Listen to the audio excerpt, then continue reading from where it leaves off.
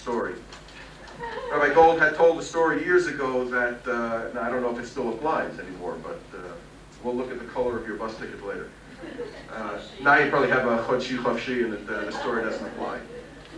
Years ago, I remember Rabbi Gold telling the story that someone offered him a seat on a bus, and he pulled out his blue bus ticket and says, as long as I have one of these till I get a green one, I'm standing on the bus and you take your seat. But it is not just out of respect for the elderly, it is also out of respect for Talmidei Chachamim, which we must show, and I would like to introduce Rabbi Shalom Gold, one of the Ravs of Har Nof, or the Rav of Har Nof, the Rav Harashi of Har Nof. You got that title? Yeah, getting there. Okay. And if anyone's a little impatient, just know that we're exactly on time, and I call upon Rabbi Shalom Gold for his share.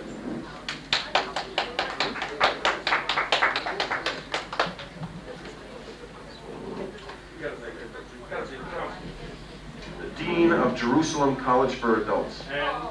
And Rabbi of Kehilat Zichron Yosef. Well, I called you the chief rabbi of Har Nof. You want me to go more than that? What's the name of the shul? Kehilat Zichron Yosef. You know what? I'll introduce you. Okay.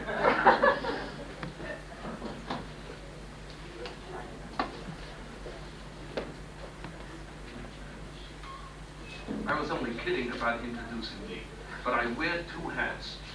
One as rabbi of a Kehillah of distinguished people in Har Nof. You understand where the emphasis was? Distinguished and very, very special people. Where?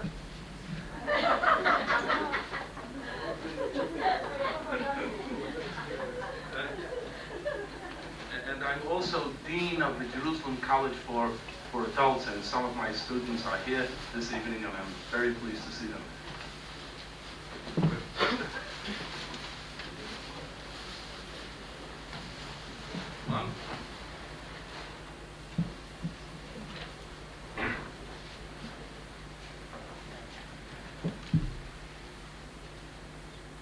I want to deal with one pasuk in Parashat Yisro. Even better said, I want to deal with one word in that pasuk. But by elaborating on it and explaining that one word, we are going to gain an insight into the beauty, the grandeur, and the majesty of halacha. All in one word. One word. There is a pasuk in Parshat Yisro. I'm opening up the Kodesh. It's a very, very special pasuk. You will recall, of course, that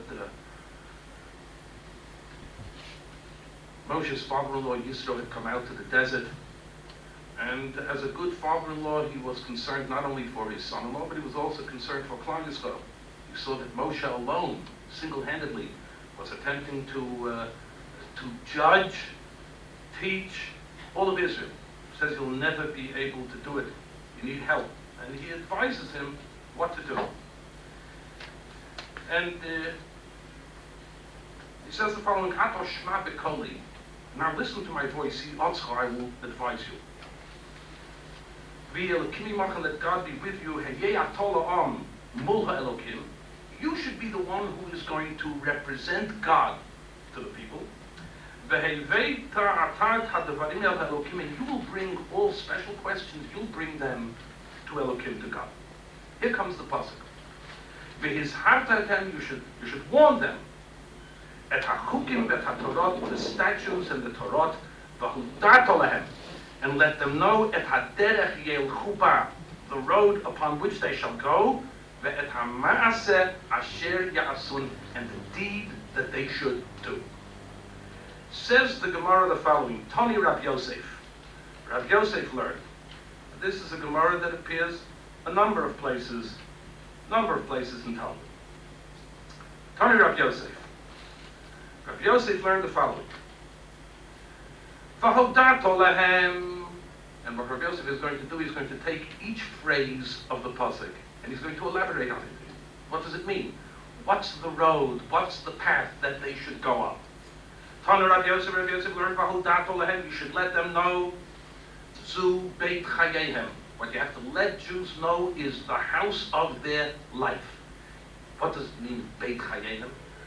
Rashi in Bava Kama, Rashi says Zu Talmud Torah. The life of the Jewish people is the study of Torah. That their lives should be one ongoing Torah-thon. That's Talmud Torah. Rashi in Bav Metzia, Rashi there gives another explanation of Beit Chayim, the house of their life. There Rashi says, Lelamed lahem umnut, to teach a person a profession. Lit parnez ba, so that one should be able to sustain himself. The Torah Tamima on this pasuk says the following, that the pasuk seems to be in accordance with the second pshat of Rashi. Because if Beit Chayim means Torah, that was already said at the beginning of the pasuk. His heart to him, you should let them know et hachukim v'et hatorot, the statutes and the Torah. That's already Talmud Torah. What's being added when it says v'hudato lehem, let them know? Et haderech yelchuva hudato lehem, let them know. What should you let them know? Rashi says you should let them know that they have a responsibility to learn a profession in order that they should be able to be mefarnes, to sustain themselves. So the Torah Tabima therefore says, it seems that the pshat is like Rashi in Bava Metzia. And more than that, he says, because the word v'hodato lohem, let them know lohem, something that they badly need, something that they require. What is it that a person requires? The ability to make a living. V'hodato lohem, now the pasuk goes on and says, v'hodato lohem, you should let them know et haderech, says Rav Yosef, haderech, the way in life is gemilut chasadim, to do acts of kindness. Yelchu, they should go. Where is it that they should go? Zed bikur cholim, that is visiting the sick. Bo, the pasuk says v'hodato, and we should let them know it haderech, the road. Yelchu, that they should go. Bo, in that road. Zu kvurat hamet, that's the mitzvah of burying the dead. That's the end of the road, the end of the line. Ve'et ha'maaseh asher yasun, the deed that they should do. Et ha'maaseh zeh hadin. Maaseh is the din, the law. Asher yasun, that they should do. Zu lifnim mishudat hadin. Lifnim mishudat hadin. And I believe that's supposed to be the topic of the shir this evening. And for the present, I would like to translate lifnim mishudat hadin in the way in which we normally translate it. Would somebody here try to tell me? Anybody have the guts, the courage? How do you translate lifnim mishudat hadin? Now the Rebbeinu hat mir zugeschickt Phil Chernowski, and Phil Chernowski translates over here on the Orthodox Union NCSY Israel Center, Torah-thon 5753, he translates it as beyond the call. In order to give me a topic to speak about tonight, he couldn't have done anything better. We always translate lifnim mishudat hadin, beyond the call of the law. I'm going to let that translation stand for the present until we come to the real translation. And the real translation is going to be extremely fascinating, because what it will be, it will give us an insight into the dynamics, the majesty, the beauty, and the grandeur of halacha. So what I'm going to do now, I'm going to take you on a journey through Shas. Don't be frightened. Don't be frightened. We're going to take you through a number of Gemaras. And from these Gemaras, what we're going to attempt to do is arrive at an understanding, what is this lifnim mishudat hadin all about? Is lifnim mishudat hadin going beyond the call of halacha? Is this something that we can demand of somebody? Is this something that flows from one's own personal inner feelings? What does it mean? We may even arrive at a definition that will be slightly or dramatically different than beyond the call. So let's go. There's some beautiful, beautiful Gemaras. Gemara in Brachas, we'll start number one. Gemara Masechta Brachas says the following: Shlosha she'achlu ka'achad, 3 people who eat together. And now it's time for benching, or 1 or 2 of them want to bench. Echad mafsik l'shnayim. The halacha is, if 2 of the 3 are ready to bench, they can require the 3rd one to stop eating for a moment, answer to their benching, and then he can continue eating. But ein shnayim, 2 don't have to stop for 1. In the event that 1 person has finished eating, he says, fellas, I want to bench. I want to bench. But there are 2 who didn't finish benching. They didn't finish eating. Halacha is 2 don't have to stop for 1. But 1 has to stop for 2. So the Gemara asks, wait a minute. Rav Papa was eating with Abba Mar Berei, and there was a 3rd person. And Abba Mar Berei is the one who finished eating. The other 2, Rav Papa and his friend, had not yet finished eating. And Abba Mar Berei wanted to bench, and Rav Papa stopped, even though he wasn't required to do it. So what are you telling me? What are you telling me that the halacha is? That 1 person stops for 2, but 2 don't stop eating for 1. Rav Papa was together with somebody else, and they stopped for 1. So the Gemara says, no, Shani Rav Papa. Rav Papa is different. You can't bring any proof to the halacha from Rav Papa, because Lifnim Mishudat Hadim Avad. Rav Papa conducted himself, for the present, beyond the call of the halacha. There's another Gemara. The Gemara says the following. This is a Gemara in Ksubis. The halacha is the following. A man purchases something and he pays for it. The deal is done. Finished. That's it. There's no way of going back and saying, I'm sorry, let's forget it all, let's start all over again. Somebody sold something, somebody paid for it, the deal is done. The Gemara asks the following question: what happens if somebody sold something because he thought he needed the money? At the time that he sold it, he needed the money desperately. After he sells it, he wins our lotto, our toto, and now he doesn't need the money anymore, and what he wants is, let's undo the sale. So Gemara asks, he sold something and he doesn't need the money. Hadris vini or lo hadris vini? Can he annul the deal, or can't he annul the deal? So the Gemara wants to prove it from an incident that once happened. There was a person who sold land, of all people, he sold the land to Rav Papa. A man sold a piece of land to Rav Papa because he needed the money.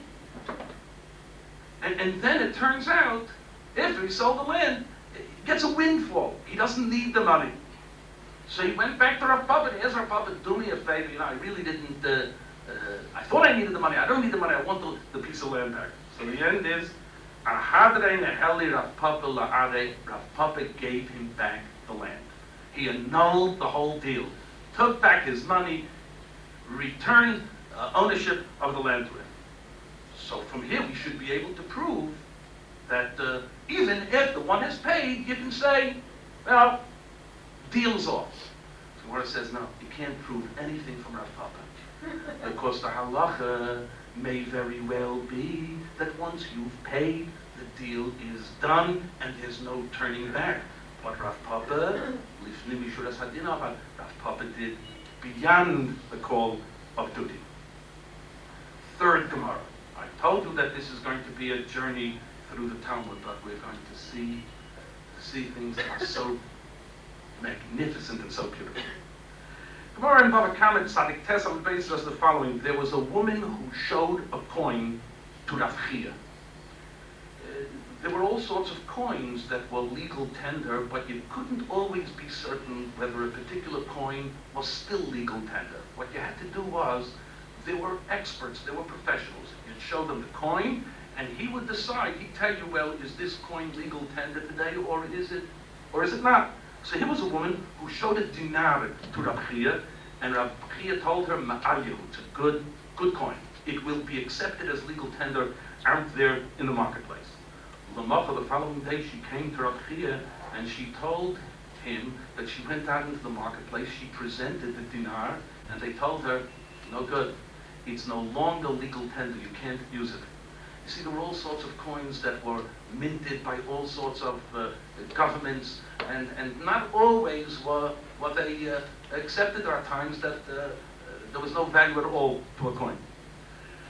So she showed it to him, and she told him they won't accept it in the street. Amalei Rav. Rav was the nephew of Rab Chia.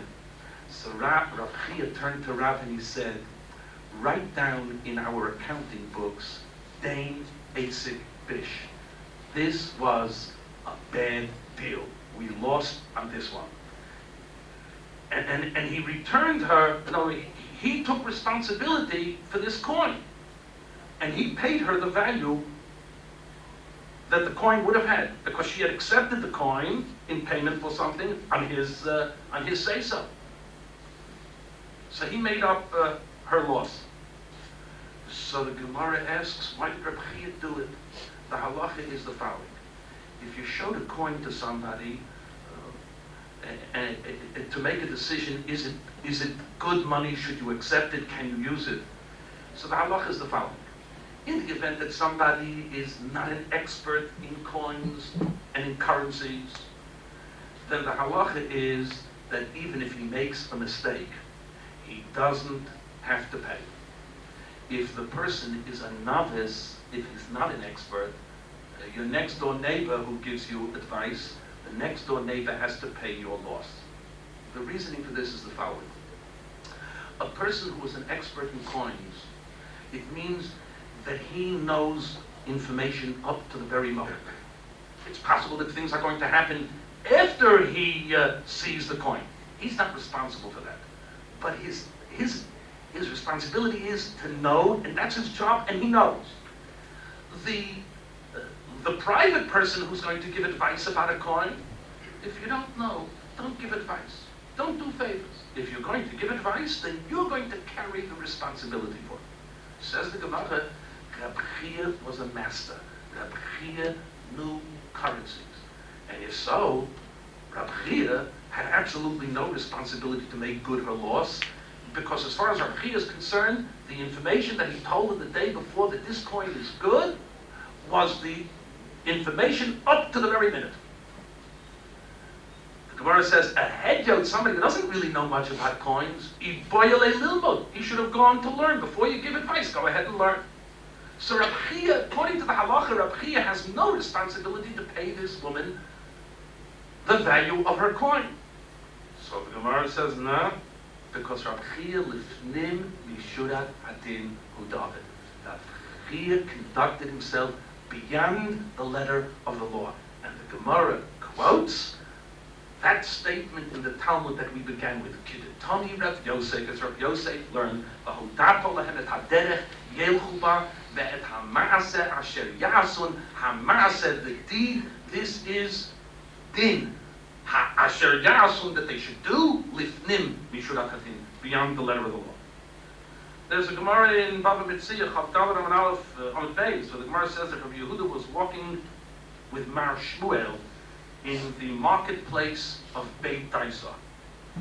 And Rabbi Yehuda turned to Shmuel and he said, if somebody finds a wallet here, a simple wallet, not anything that's very special, or a coin, if you find something here, what's the halacha? Can you keep it? Amalei. So Shmuel said to him, Harei elu shalom. You find something here, this is a marketplace, thousands of people come here, you find something here, you keep it. Rabbi Yehuda asked him further, boy Yisrael, if a Jew comes and he gives you a simon, he gives you an indication that this is his, do you have to give it back? So Shmuel said, yes, you have to give it back. So Rabbi Yehuda asked him, Tardi, how can you say two things that can contradict one another? When I asked you if you find something here, can you keep it? You said, yes, you can keep it. Then you tell me, if a Jew comes and gives you some kind of a simon that's his, then you have to give it back to him. How can you tell me two contradictory halachas? Amalei. So Shmuel said to him, Lifnim Mishudas Hadin. Yes, according to the halacha, you don't have to return it. But somebody comes and gives a simon. Lifnim you should go beyond the call of the halacha. Shmuel said this, in a sense, because Shmuel came by it honestly. It was in the genes. The Gemara says, Avua de Shmuel, the father of Shmuel found donkeys in the desert, and he returned it to the rightful owner after a year had passed. The halacha is, you can keep it. A year had passed, and he returned it, which means conducting themselves lifnim mishurat hadin, beyond the call of the halacha, is something that was in Shmuel's family. Another Gemara in Pachamitzi, and we're building up our case. Rabbi Yishmael the Rabbi Yossi was walking on the road, and he met a man who was sitting on the side of the road resting. Why was the man resting? Because he was carrying a bundle of wood. Got exhausted, sat down to rest. So he sees Rabbi Yishmael Rabbi Yossi, so he says to Rabbi Yishmael Rabbi Yossi, or whoever you are, mister, he didn't necessarily know that it was Rabbi Yishmael Rabbi Yossi. Mister, could you please help me put the bundle on my shoulder? Now there is a mitzvah in Torah, if somebody needs help, you're supposed to help him put the burden on himself. So Rabbi Yishmael Rabbi Yossi, this passt doch nicht. Rabbi Yishmael Rabbi Yossi, we're talking about a Gadol Yisrael who's going to go schlepping pack and sack. So he asked the man, tell me, how much is the wood worth? What's its value? So he says it's a half a zuz it's worth. So Rabbi Yishmael Rabbi Yossi takes out a half a zuz in his pocket and says, here, Nem, take a half a zuz. Is Rabbi Yishmael Rabbi Yossi going to take the wood? No. Rabbi Yishmael Rabbi Yossi says the wood is hefker. I relinquish all ownership on it, and it belongs to anybody in the world. So what does this Chaverman do? He goes ahead and he acquires the wood. And then he turns to Rabbi Yishmael Rabbi Yossi and he says, Rabbi Yishmael, would you please help me put this on my back? So Rabbi Yishmael Rabbi Yossi takes out a half a zuz and pays him a half a zuz for it. All right? And then Rabbi Yishmael Rabbi Yossi says, I hereby relinquish ownership, I mafka the wood. And he sees that this Chaverman is getting ready to do the same thing all over again. I mean, this could keep going on into eternity. So Rabbi Shmuel ends the sentence by saying, it is ownerless to everybody in the world except for you. Except for you. So the Gemara asks, well, wait a minute, is relinquishing ownership in that way, is that legitimate? Beis Hillel hold the only way you can be mafka something, relinquish ownership, is when you relinquish ownership to the whole world. Anybody can have it. Anybody can have it. Because the moment that you relinquish it, partially it means that you haven't really relinquished ownership. So the Gemara asks, how did Rabbi Yishmael Rabbi Yossi do something of this sort? So the Gemara says, you're right. Rabbi Yishmael Rabbi Yossi was only saying this so that fellow shouldn't pull the same thing he had done twice. The truth is, the hefker wasn't really hefker, but he wanted to get rid of this fellow. Then the Gemara asks a more serious question. The question that the Gemara asks is, Rabbi Yishmael Rabbi Yossi isn't required at all to assist this man, because the halacha is the following. There is a halacha in Torah of zaken ve'eno lefi chvodo, an elder, that it's not in keeping with his dignity. There are certain things that he is exempt from. He doesn't have to do it. Do we want our Gedolei Yisrael walking around through the streets schlepping wood? We don't want that. Let somebody else help it. So the halacha is a zaken, an elder, a Gadol Yisrael, like I said, Talmid Chacham, a Rebbe, a Sheinei, v'hitalam, the Gemara says he has a right to turn away. He has no responsibility to help out. Somebody else will help out. Another good Jew is going to come. Which means Rabbi Yishmael Rabbi Yossi had absolutely no responsibility toward this individual. So why does he give him a half a zuz? Why does he give him a second half a zuz? Why does he even deal with the man? You know the answer already. Do I have to tell you the answer? No, I have to. Rabbi Yishmael Rabbi Yossi conducted himself lifnim mishurat hadin. And the Gemara here says, Kidetoni Rabbi Yosef, as Rabbi Yosef learned, Be'amas asher yason, hamase is din, asher yason is lifnim mishurat hadin. The next Gemara. The Gemara in Bava Metzia says that this is a majestic Gemara. Such beauty, such chaim. Every piece of Gemara has great chaim, but this has even more. Lifnim mishurat hadin, yes. Beyond the call of duty, but watch. Rabba Bar Chana dealt in barrels of wine, and he had to move barrels of wine from one place to the next, so he hired a bunch of porters, sabalim, who were going to carry the barrels from one place to the next. You know, the end was they broke the barrels. They were shtickle kalyike, shlumi alium, and they broke the barrels of wine. So what he did was he took their coats. He took their coats so that he should have their coats as payment for the terrible loss. The barrels of wine were broken. So the porters, the sabalim, went to Rav, and they told Rav what had happened. So Rav calls in Rabba Bar Chana and he says, Havle glimayu, give them back their coats. Amalei. So Rabba Bar Chana says to Rav, Dinahachi, is this the din? Are you telling me that this is the din? Rav says to him, yes, such is the din. Why? Because there's a pasuk in Mishlei. The pasuk in Mishlei says, Laman telech b'derech tovim, in order that you should go in the way of the good. Give it back. Give them their coats. Wait a minute. We're not over. We're not finished. He gave them their coats. Amrulei, they said to Rav, Ani Yanam, we're very poor, and we're very hungry, and we worked the whole day, and we didn't receive our salary. Yes, yes. They broke all of the wine. We have nothing.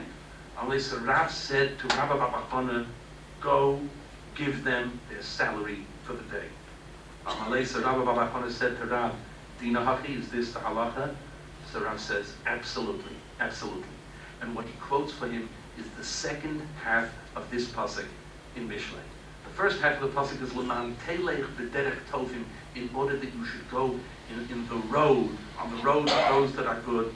The orchot tzadikim tishmar, the path of the tzadikim you should guard. So he paid them their salary. Interesting, the Vilna Gaon on this pasuk in Mishlei says the following. Remember the two halves of the pasuk. The first half of the pasuk is L'man telech, in order that you should go b'derech tovim, in the way, in the road of the good. V'orchot tzadikim tishmar, and the path of the righteous you should guard. Vilna Gaon says there's a difference between derech and orach. A derech is a big, wide highway. Here we would call it autostrada, mispar echad, highway number one. That's a big road. A lot of people travel that road. An orach is a little path, a little path. With regard to the first shaila, whether to give them back their coats, this Rav said, L'man telech b'derech tovim. The good thing, you take away coats. Never rachmanis on them. Rachmanis, give them back their coats. The second demand that Rav made of Rabbi Bar Chana was, these people who had worked for him all day and caused him tremendous loss, to pay them their salary now. There's a small path. Only a few people travel that path. Orchot tzadikim, that's the path of the righteous. Tishmar, got it. Watch it. Give them their salary. All right. So it seems that there's something very interesting here. We have two sources that are cited in order to establish the principle of lifnim mishurat hadin. One source is the pasuk right here in Parashat Yitro, Hama'aseh asher ta'asun, the deed that you should do. And then we have another source, and that other source is a pasuk in Mishlei, L'man telech b'derech tovim v'orchot tzadikim tishmor. You should go in The way of the good and the path of the righteous you should watch. Well, I want to learn a Taisus with you. A Taisus in the Sefta Bava Metzia. Taisus says asks a question. All right, here it is. Taisus says the following. You remember the story with Shmuel?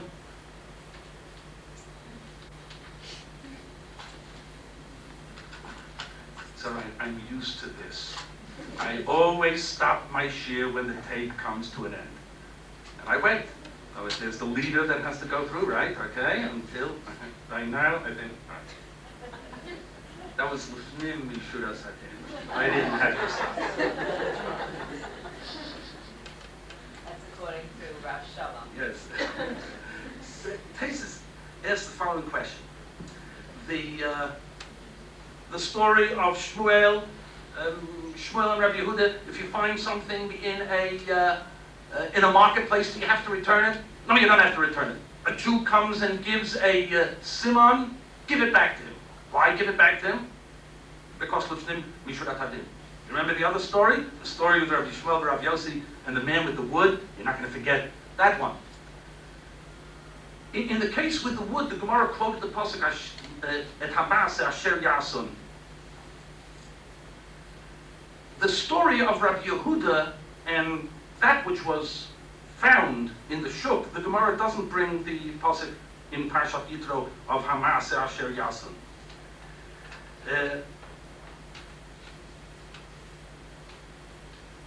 What Taisus wants to know is there are places where the... Okay. Whose tape recorder is this? That's not? That's yours too. That's This is the backup. Okay. What Taisus wants to know is... Sure you'll get the thing. What Taisus wants to know is there are places where the Gemara quotes the pasuk of Asher Ya'asun here in Parshat Yitro, and there are places, for example, we have the Gemara where Rav said a pasuk in Mishlei, Leman Telech v'derech tovim, you should go in the way of the righteous, v'orchot tzadikim tishma. Why some places do we bring the pasuk in Parshat Yitro, and in others the pasuk from Mishlei? Says Taisus a very, very important rule. The lomaiti krada asher yasun ele b'makom sha'achedim chayovin v'hu patur. Says Taisus the following. The only time this pasuk in Parshat Yitro is used is in a case where others would be obligated to make restitution, but I am exempt. We had a number of such examples. Rabbi Shmuel bar Rabbi Yossi and the man with the wood. Would anybody else have to help this man put the wood on his shoulder? Yes. There is an exemption for Rabbi Shmuel bar Rabbi Yossi because he's an elder. Do we want our Gedolei Yisrael schlepping peck and zek and helping people put on burdens on them? No, we don't want that. So anybody else would have had to help this man put the wood on his shoulder. Rabbi Shmuel bar Rabbi Yossi is exempt because he is a Gadol b'Yisrael. Reb Chia, remember the story of Reb Chia, the woman that brought the coin? Reb Chia said it was a good coin. She finds out the next day it's not a good coin. Reb Chia pays. The Gemara says Reb Chia doesn't have to pay. He's an expert. Experts don't have to pay. A novice had no business giving advice, but he's an expert. His information was up to the minute. Over there, the Gemara also quotes the pasuk in Parshat Yitro. Because what's the story there? The story there is similar. Anybody else who would give advice about a coin would have to make up any loss that was incurred as a result of his incorrect information. Reb Chia is an expert. He doesn't have to make restitution. Reb Chia is exempt, just as Rabbi Yishmael is exempt from helping somebody put the wood on his shoulder. Reb Chia is exempt from paying for any mistake that he may have made, because it wasn't his fault. In both of these cases, there are people who are exempt from the halacha, and what they do is, no, we're going to keep the halacha. We're going to be like everybody else. That's where the Gemara brings the pasuk in Parshas Yisro, et Hamas Asher Yasun. Do you know what this Taisus is telling us? the real translation of Lifnim Mishurat Hadin. We always translate it as beyond the call. We know Hebrew. What does Lifnim mean? Does Lifnim mean outside? Or does Lifnim means inside? So how do we translate it beyond the call? What do we mean beyond the call? Lifnim Mishurat Hadin is precisely what it says. In each case where the Gemara brings the term Lifnim Mishurat Hadin, what the Gemara is saying is, here is a man who has an exemption. He's exempt from the halacha. But you know what he says? I choose to be within the bounds of the din. I want to move myself within the din. Rabbi Yishmael bar Rabbi Yossi doesn't have to help a man put his peck and his sack on his back. Rabbi Yishmael bar Rabbi Yossi says, I forego the exemption. I'm not interested in the exemption. Do you know where I want to be? With all of Klal Yisrael, within the parameters of the din. I want to move in Lifnim Mishurat Hadin. Reb Chia doesn't have to pay this woman the loss incurred because of the information he gave her. Anybody else would have to. He doesn't. He says, I'm sorry, God, I am not interested in the exemption that you've given me. I want to move myself Lifnim, inside, within the parameters of the halacha, within the lines of the din. If one person wants to bench, and there are two who are not ready to bench, halacha says you don't have to stop for him. All right? Under other circumstances, yes. So here, Rav Papa says, no, I choose to go within the din. But there the Gemara doesn't bring the tosik about Hamas Asher Yasam. And there are a number of places where the Gemara doesn't bring it. Well, let's take as the best example the case of Rabbi Bar Chana and the porters. Over there, in the event that they broke his barrels, they caused him tremendous loss. Here, not only would nobody in the world have to pay them their salary, they would have to be hauled before a Beis Din in order to pay all of the loss they incurred. There is no way in the world that anybody would ever have to pay salary yet for something of this sort. Therefore, Rav doesn't bring the pasuk in this parasha about Hamas Asher Yason, but what Rav says is there's a very, very special requirement. A requirement that emerges not from Torah Shebechtav, but from Divrei Kabbalah from the Navi. L'man teled b'derech tovim v'orchot tzadikim tishma. You're right, it's the path of the very, very special and righteous. And Rabbi Bar Chana, that's where you should be. There's a very fascinating Ktav v'Hakabbalah. How do we learn from the word Ya'asun? How does the word Ya'asun tell me that we're talking about a requirement that is Lifnim Mishurat Hadin? And rather than confuse you, we'll continue to call it beyond the call, but you already understand what it means. It's beyond the call. Phil is a very, very terrific fellow. And the fact is that it's not so incorrect. Beyond the call means it's beyond the call to me. It's not a translation of Lifnim Mishurat Hadin, but the essence of Lifnim Mishurat Hadin is that in the Hebrew, there's something grand and majestic. Lifnim Mishurat Hadin. I want to put myself within the requirements of halacha. I'm exempt, but I don't want that exemption. But what it means is, it's beyond what I would be required to do. I, as an individual, I'm a Gadol Yisrael. I don't have to help somebody put wood on his shoulder. I'm an expert on coinage. I don't have to make up a loss.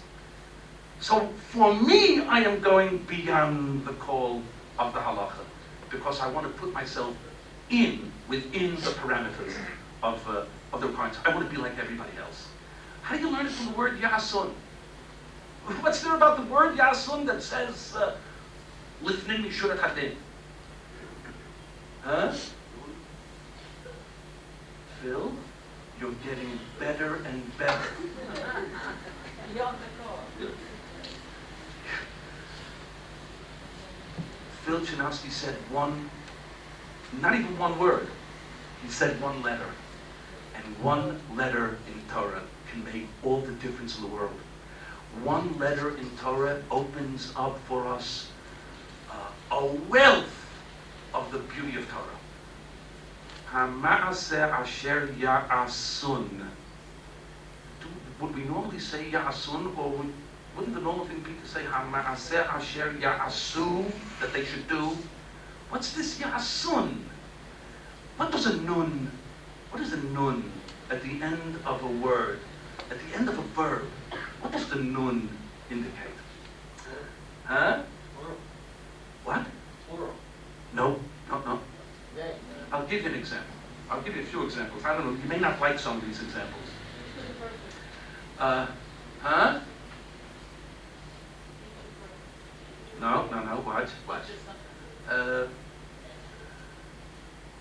What do we call in Hebrew a person who accepts upon himself to construct a building? A kablan. What does kablan mean? Who mikabel al atzmo, he accepts upon himself the responsibility to build a building, whether he knows how to or he doesn't. Doesn't make any difference. All right? When the man is a builder, he is a kablan. The nun at the end of the letter, you will see, and you're going to come up with all sorts of examples yourself. A nun at the end of a letter takes a verb and turns it into a noun. For example, there is somebody who studies Torah, but one who really knows Torah is a lamdan. A lamdan. There are people who bring things in from Chutz La'aretz, and they do it professionally. They're called a yevu'an. An exporter is a yitzu'an. A manufacturer is a ta'asiyan. They are good. What's the nun done? What the nun accomplishes is it takes that which is a verb and turns it into a noun. It's a title now. It's a title. There's such a thing, Avinu of Harachaman. Of Harachaman. There is a person who may do acts of Rachamin. There is a person who may do acts that are merciful.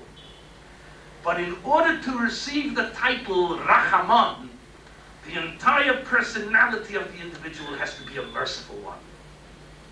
Lamdan, Rachaman. Et hamasa asher ya'asun. Ya'asun is no longer a verb.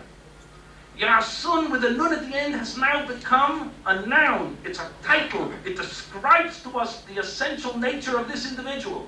He's not simply one who does what is required of him. He has raised the performance of mitzvahs to a level where he is creative in mitzvahs. It's not simply a matter of following what the halacha says. He goes beyond the call of the halacha. And by going beyond the call of the halacha, he now receives a title. He is a yasun. He's not simply one who does. He's one who is creative. He is dynamic. Do you know what Lishna Mishura Satin is all about? Halacha was never meant to turn us all into clones. Everybody just walking and doing the halacha. Into the halacha, into the fulfillment of mitzvahs, we have to put our talent, our ability, our neshama, our soul, our personality. We each have a responsibility to be creative and dynamic in the process of halacha. And then you become a yasun. Not simply one who learns, but somebody who's a lamdan. Not simply somebody who is mirachem, but somebody who becomes a rachaman. That's a story of a completely different nature. And there are times that I get a little bit unnerved. Rabbi, phone rings, and then I pick it up. Rabbi, I have a shaila for you. I don't know why everybody says that. I try to stop them as though I was sitting around and waiting for a shaila, and thank God somebody called and tells me I have a shaila for you. You don't have a shaila for me. You have a shaila. Ask your shaila. I have a shaila for you. What do you need with me? I don't need your shailas. All right. Now, sometimes shilas are such that, listen, Rabbi, I just want to know the din. Just tell me the din. That's all I want to know. Just tell me the din. And there's something that very often about this that grishes me. Is there any way to translate that into English? There's something that irks me and grinds on me. It's sort of, listen, grishes, right? Grishes of the nerve. I just want to know the halacha. Not always is it just the dry halacha. And very often this comes up indeed in questions of money. I paid, I owed, he did, I should have given, he should have given, he didn't pay me, he backhanded me. What's the din? It's more than what's the din. What Torah wants of Klal Yisrael is not a slavish kind of commitment to din. What Torah wants is the beautiful personality that develops as a result of a commitment to God. The commitment to God is that I want to be like Him. In a sense, in Asher Yasun, what Asher Yasun is really saying is, I should instinctively or emotionally know what it is that God really wants of me. Maybe it's not the precise dollars and cents of din. Maybe at times what's required is forego the din, forego the exemption. It's a very, very, very beautiful statement in the Gemara. For that matter, every statement in the Gemara is beautiful, but there's one that I've just been learning again. Last week said, Zekeli va'anvehu Elokei avi va'arom emenu. This is my God, and I will exalt him, the God of my father, and I will raise and uplift him. Zekeli va'anvehu. Rashi says, famous Gemara, Zekeli, this is my God, and I will adorn him, I will beautify him. From here we learn the halacha, itna'el lefanav b'mitzvot, to be beautiful before God in the performance of mitzvot. Make for him a beautiful sukkah, beautiful talis, beautiful tzitzis. Write a beautiful Sefer Torah that you write for his name's sake with a beautiful pen, with beautiful ink, on beautiful parchment, and then make a beautiful covering for the Sefer Torah. This is the halacha of hidur mitzvah, beautifying a mitzvah, adorning it. One could fulfill the mitzvah even without that. But in a sense here also, what's being given to man is the opportunity to be creative, not just like everybody else. I have a right to inject the very depth of my personality into the performance of the mitzvah. In the Gemara Masechta Shabbos, there's another opinion. Abba Shaul Omer. I love this Gemara. Abba Shaul Omer. Abba Shaul says, Zekeli va'anvehu, this is my God, and I will beautify him. Hevei domeh lo, be like God. Ma'ahu, just as God is Rachum v'charon, he's merciful and compassionate, so too you be merciful and compassionate. Where does Abba Shaul see this in the word Anvehu? So Rashi explains, Anvehu stands for Ani v'hu, I and him. I want to be like him. Just as he is merciful and compassionate, so I will be. The mitzvah of imitato Dei, to imitate, be like God, v'halachta b'torah, go in his ways. The question, of course, is, does Abba Shaul disagree with the requirement of hidur mitzvah that we learned from Zekeli va'anvehu? Make a beautiful sukkah, tefillin, tzitzis, Sefer Torah? Because he seems to be using the pasuk in order to tell us something else, that you should be a rachum v'chanon. So one approach is the approach of the Torah Tamima, where the Torah Tamima says the following.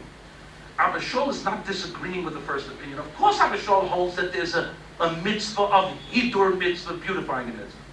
But Abba Shaul is saying the following. The mitzvah of hidur mitzvah is on mitzvot bein Adam lamakom, between man and God. Sukkah, tzitzis, tefillin, Sefer Torah. Along comes Abba Shaul and he says, not only is there a halacha of hidur mitzvah, beautifying a mitzvah, bein Adam lamakom, between man and God, there's a mitzvah of hidur mitzvah, beautifying a mitzvah, even in the relationship between man and fellow man. How do you beautify a mitzvah? By becoming a rachaman, be a rachum v'chanan, just as God is. I wanted to go a step further in this understanding of Abba Shaul. It may very well be that Abba Shaul is telling us something very special. He certainly is. But he's saying the following. In the performance of every mitzvah, there are two parts to the mitzvah. If we are to use the terminology of brisk, in every mitzvah, there is the object of the mitzvah, the heftzah. The sukkah, the esrog, the tzitzis, the tefillin, the sefer Torah is the object of the mitzvah.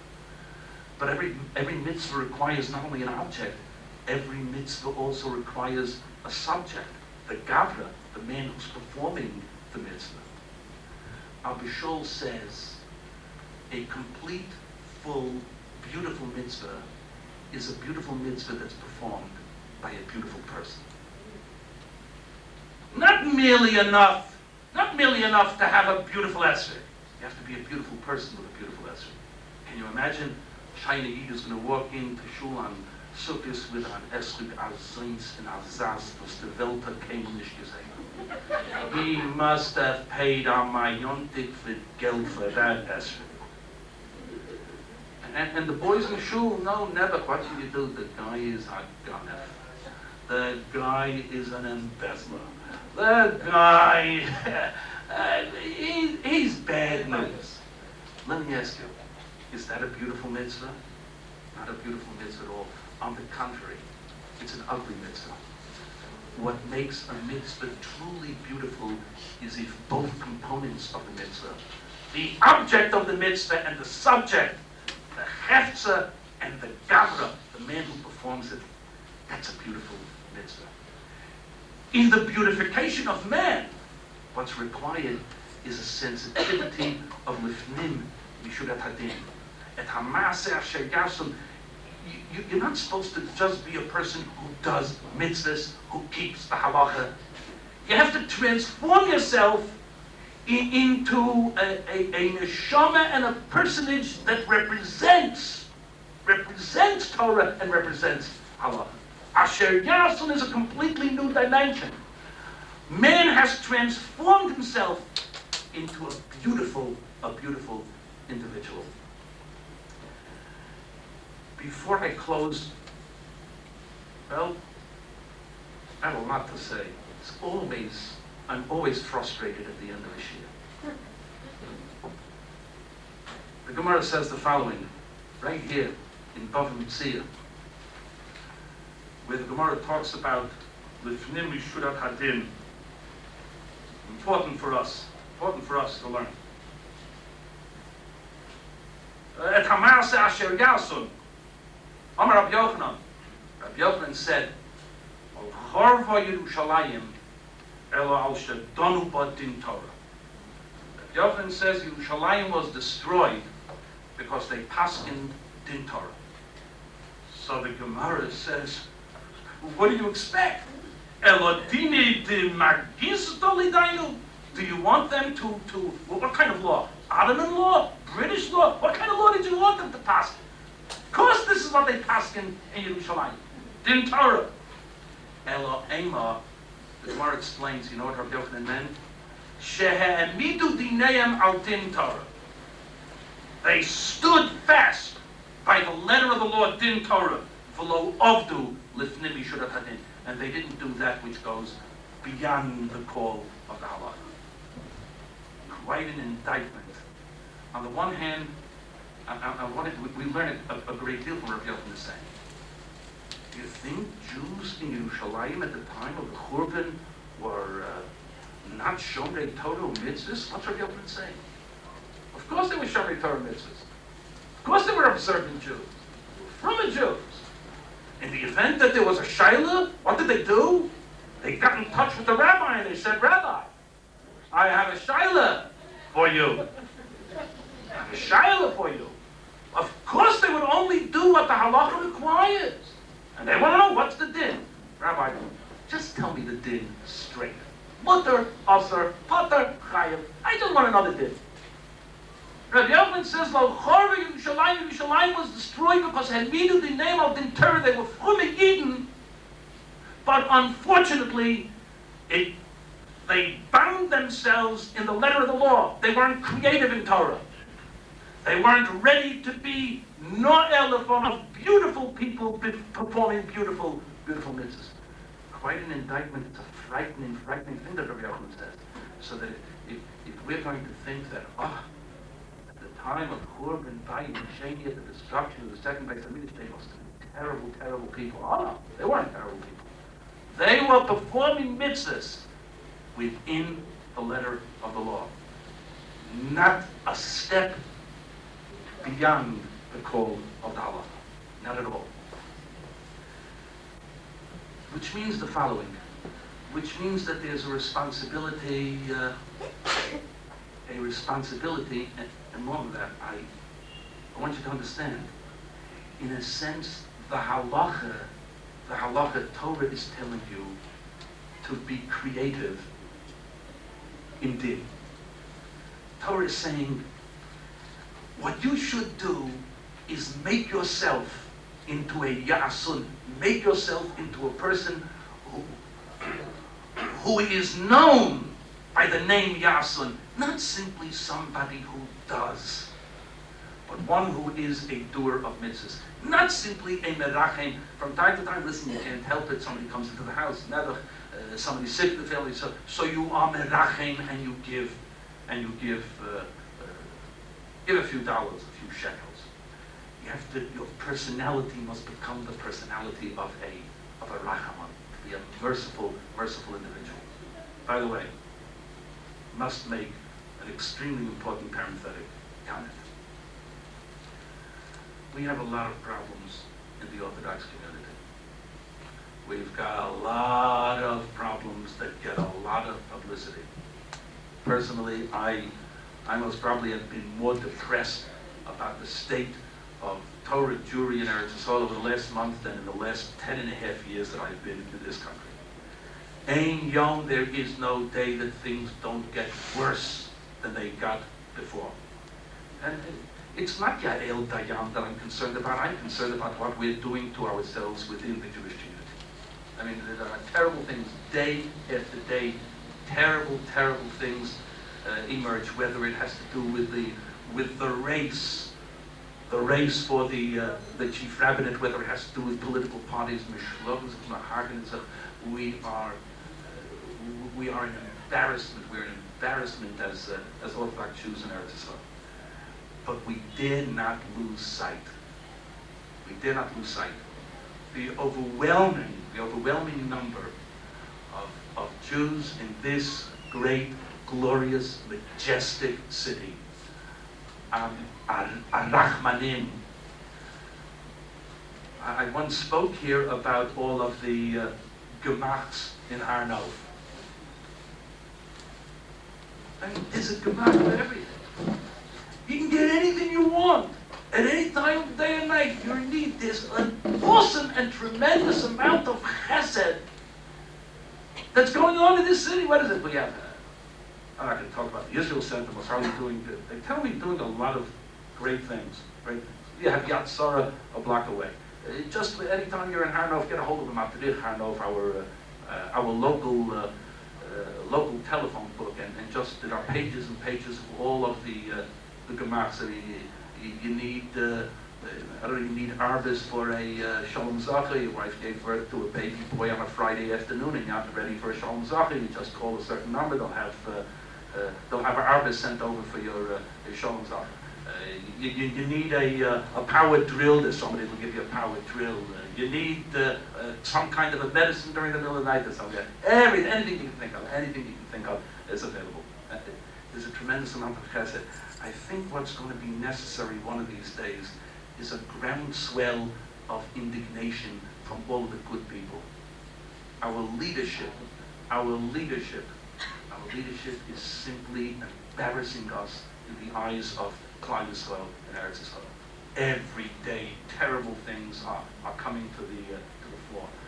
And Klal Yisrael out there, I say Klal Yisrael out here in Yerushalayim, Alifnim Mishurat Hadin. Chas v'shalom. Let nobody think for a moment that we will ever again repeat that. Lo Chorva Yerushalayim, ela shehemidu dineim al din Torah. And I tell you, there are times at which I get these shilas that unnerve me and upset me. Rabbi, I just want to know the din. Just tell me the law. I had one very recently where I said, no, I'm not going to tell you the din. I'm going to tell you how I feel you should conduct yourself. I'm going to tell you how I feel about it. I'm not a robot where you put in a shaila and out comes the din. No. What's going to come out is going to be a sense of a feeling what's the right thing to do. So that Asher Yasun, in a sense, is similar to the idea that's expressed by Abba Shol. Zekeli va'anvehu, this is my God and I will adorn him. Anibahu, I want to be like him. Just as he is Rachaman, I am going to be Rachaman. Thank you.